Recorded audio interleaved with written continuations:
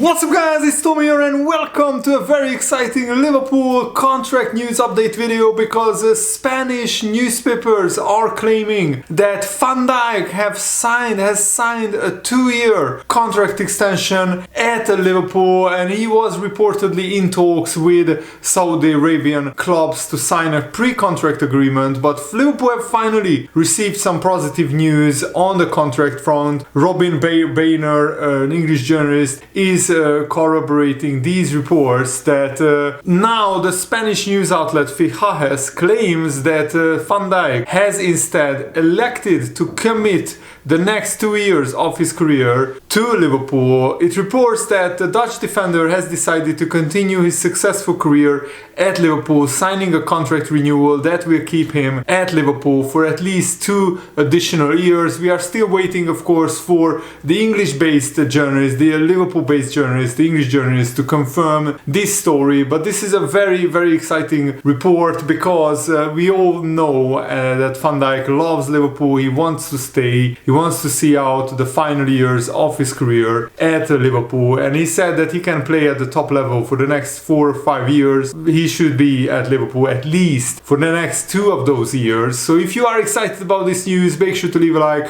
and if you are new around here, make sure to subscribe and turn on the bell notification so you never miss the latest updates around Liverpool FC. And we will also talk about the title race after some very interesting results yesterday as well. And the report also said that Trent Alexander-Arnold is more likely to sign for Real Madrid than to stay at Liverpool, and Salah is increasingly tending towards a move to Al Hilal, but that would be absolutely devastating from a Liverpool point of view. But this new Van Dijk contract could be a strategic victory for Liverpool because Van Dijk is in the middle of another extraordinary world-class season with Liverpool, turning in a few displays that have seen him once again among the elite best centre-backs in the Premier League. Even in the latter stages of his career, he's 33 years old, there is no apparent sign of him losing his qualities. His decision to remain with Liverpool has been described as a strategic victory for Liverpool. Not only will they keep one of their best players, one of the world's leading defenders, but it will save them millions in finding a replacement during a summer in which they might need to replace Salah and Trent Alexander-Arnold, 2 other key players. That's why Liverpool absolutely have to keep as many of their big stars as possible, because we already probably need to sign a striker, but if we need to sign a right winger, a centre back and a right back, it would be an absolute disaster because Liverpool won't find money to find, all of these players replacements in one transfer window, and all of them will need to come in, need to be world class in order for Liverpool to sustain a very high level in the Premier League. Van Dijk just needs 2 more games to get to 300 appearances for Liverpool, and that mark will likely be reached by next weekend.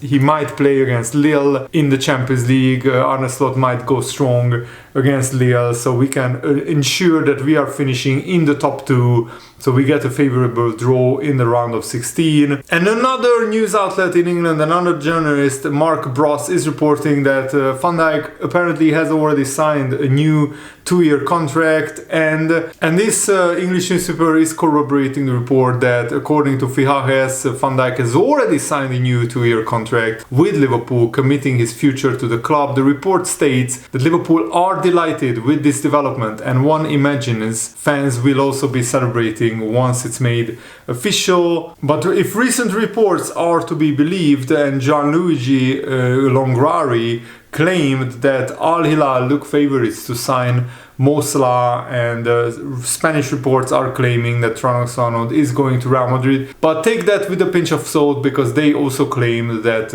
Alphonso Davies is going to Real Madrid, and he is very close to signing a new contract at Bayern Munich. Hopefully Liverpool can sign these all 3 big stars, 2 new contracts. But losing 2 out of 3 key players would surely go down as a massive failure by the Liverpool board, even if keeping Van Dijk is obviously good news. And it's surprising that Liverpool have allowed themselves to get even into this situation. It's hard to remember another club facing such a similar transfer nightmare in recent times. Liverpool fans will hope they can just get through this, and that important lessons are learned from it so that it doesn't happen again. And what is very encouraging is that at no point over the last few months has it felt as though Van Dijk was looking to leave Liverpool and move elsewhere. This report appears to rapidly debunk the grandiose claims of Kiesa Sports Channel pundit Khalef Al-Shenaif, who claimed that both Van Dijk and Salah are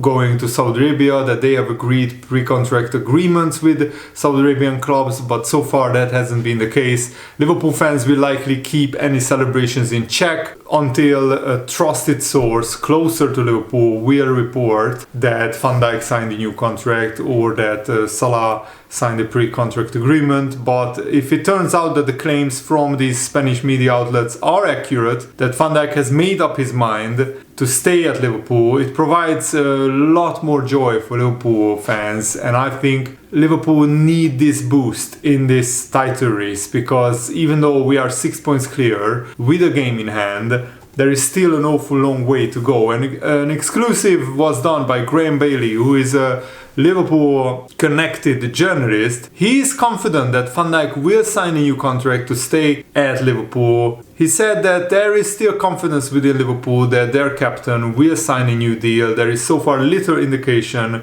of why the delay is happening. So did Van Dijk ask for too much money? Did Liverpool offer him too short of a contract? Does Van Dijk want a 3 or 4 year deal? Did Liverpool offer him lower wages than he wants? But Rousing of the Cup news outlet is understanding that it remains a matter of when and not if Van Dijk extends.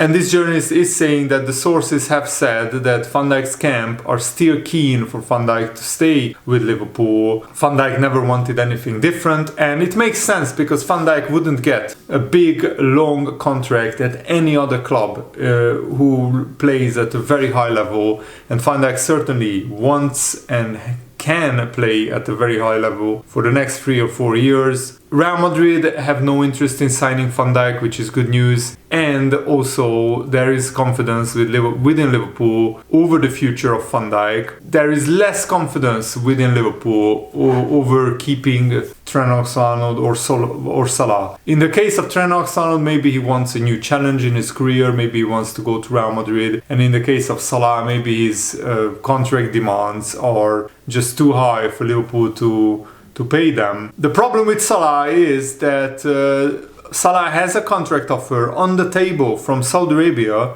which would put him on level with Cristiano Ronaldo as the highest earner in world football. And that could be like millions of pounds per week salary, which is absolutely crazy, and Liverpool cannot compete with that. And if Salah chooses money at this stage of his career and he wants to go to Saudi Arabia, that will be the end of his footballing career, because nobody watches the Saudi League really in Europe, and he still can play at the very highest level. But maybe Liverpool are worried that can Salah sustain this level for the next 2 years? I certainly can, but maybe Liverpool said, you know, we are not offering you anything more than £400,000 per week on a 2-year contract. And if Salah says no to that, then Liverpool have to find a replacement. It will be a very sad day if Salah and Trent Alexander-Arnold leave Liverpool, and it will leave Liverpool in a massive trouble, because we would need to find 2 world-class players for 2 positions. But the club has Richard Hughes and Michael Edwards, who can find these hidden gems who represent great value for money. I don't even want to contemplate the possibility of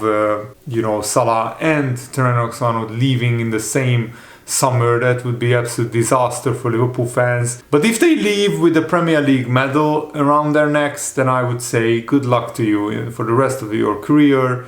You leave as absolute legends. Winning 2 Premier League titles for Liverpool in the space of 5 years is absolutely spectacular. Robbie Fowler provided a very interesting theory that he has. I do have a little theory actually. I don't know if this is so far from the truth or not. And I just think 2 of the big 3 stars have already signed for Liverpool with new contracts for some reason, and maybe one hasn't. But the simple fact that Liverpool can't come out and say, you 2 have signed, and because it makes the other one look worse, I think there is a possibility that may have happen. Does that make sense? Because I think if two of them sign and then they come out and say, oh, we have signed, it puts so much pressure on the other one, doesn't it? But Liverpool would want to get this boost of, a contract announcement as soon as possible.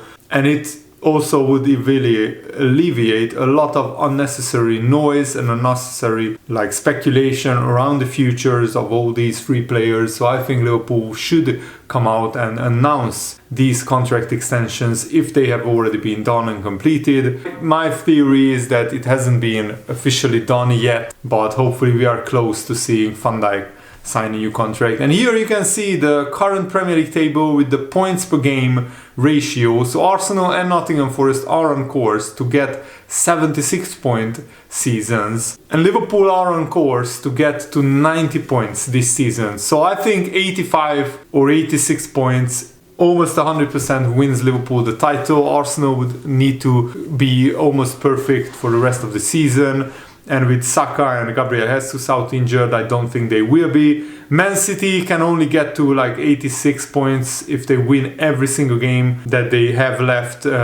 Some Liverpool fans are worried for some reason about Man City, but they are 12 points behind Liverpool, with Liverpool having a game in hand. Yes, if Man City can put a massive winning run together and finish maybe second if they show the consistency that they showed last season, but what Liverpool need to do is just concentrate on their own job. And if we win the majority of our games, we can easily get to 86, 87 points, and that will be more than enough to win the title. We don't even need 95 or 100 points to win the title this season. What's remarkable is that Nottingham Forest keep winning, and they have a really, really tough run of fixtures coming up, but I would love to see Nottingham Forest play in Europe. The Champions League might happen for them because England have a 97% chance of having 5 teams in the Champions League next season, with the Premier League having the best coefficient points out of all the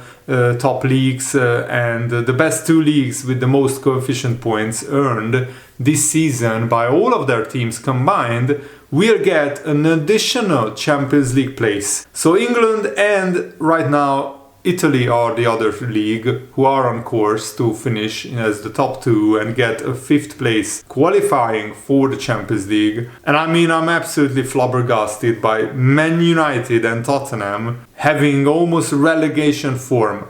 Tottenham not even 1.1 points per game ratio is absolutely mind-blowing. Yes, they had a lot of injuries. Man United don't have those kind of excuses. They are just awful, and I'm absolutely enjoying it. So this Liverpool fan broke it down. Liverpool are on track to get 90 points. And let's talk about Man City. They currently have 38 points. So the Man City, the highest they can get is, I think, 86 points. Right now, the most they can get is about 82. Being realistic, I don't think Man City will win all of their games remaining. Chelsea are almost out of the race. Arsenal are just hanging on at this point. They have really failed to gain on our lead in a meaningful way. We have just dropped some points recently. 4 points in the last 3 game weeks, but Arsenal have dropped the same amount of points as well. Nottingham Forest probably won't get much over 80 points, and Leicester won it with 81 points. And this Nottingham Forest side compare best to that Leicester City side. 81 points is pretty low for a title win, and it's especially low by the standards of what Man City and Liverpool have set in the last 7 or 8 seasons. So Liverpool are not in the territory of it's Liverpool's titles to lose, but we just need to keep performing. But it's going to be a bottle job. If Liverpool lose the title from this big lead, then we are getting extremely close to that conversation of Liverpool absolutely bottling it. So hopefully Liverpool won't get hit by a big injury crisis, because that can derail any season. Just look at Arsenal and look at Manchester City. Gary Lineker, the host of Match of the Day, said it's hard to see Liverpool letting this slip. We know that things can happen, things can change, but they have got a very big, very strong squad with replacements in all positions. They've got a belief, momentum, and a coach who really knows what he's doing. It's hard to see really, because who is going to come from behind and win almost every game? game, which you probably would have to do now. Man City are probably too far back, even if Liverpool were to slip up a bit, which they don't look like doing. I would be incredibly surprised if Liverpool don't go all the way now. It's early to say the title is done. Of course it's not, but it's all Liverpool's to lose. And that's a dangerous position to be in, because now the other teams don't have a lot of things to lose, and it's all for Liverpool to lose it. But I think the best position to be in is where Liverpool are, where everything is in our hands. If Liverpool perform anywhere near to their best abilities, even if we do a 7 out of 10 season from now on and just get around 2.1, 2.2 points per game on average, then we would still end up in a very, very good place, winning the title with 86, 87 points. I want, of course, Liverpool to win every game, but that's not realistic. We have still a lot of very tough away games left. We still need to go to Manchester City, for example, and we still need to go to Chelsea. But Liverpool also hosts Arsenal, for example, and we don't have to play Man United anymore. The 2 games against Everton are going to be very tough as well, so I'm really looking forward to the rest of the season. And I really hope that you guys enjoyed this video as well. So the title race is not over, but it's in Liverpool's hands, let me say it like this. And hopefully long may it continue, that Liverpool can dominate in this spectacular season so far. And it looks like we are back to our best with the Brentford game and the Nottingham Forest game. We looked much better than against Man United, so hopefully we can keep winning and just extend our lead at the top. Thanks for watching, guys. Have a nice day. See you later. Goodbye.